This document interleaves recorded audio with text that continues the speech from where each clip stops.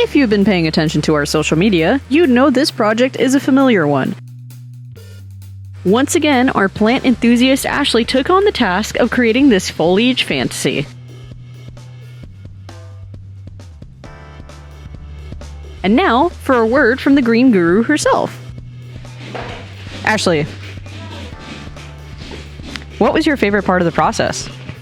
Picking out the leaf files, for sure. What message do you have to give to the people?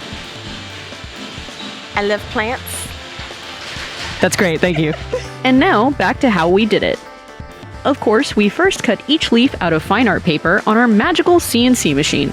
Then, each leaf is meticulously dyed with tea. Each leaf is then laid to dry and dyed again until the desired tone is reached. Some leaves received little to no tea treatment, and you'll see why. Plant placement on this piece is extremely important. We use the darkest leaves in order to create a greater depth. This push and pull allows the lightest leaves on top to truly stand out and come at the viewer. At the end of this process, we're left with a lovely composition that's ready for a frame. Thank you for taking a look at our paper plant party. Be sure to leave a like and a comment if you enjoy our content. And of course, remember to be limitless. Love frameworks.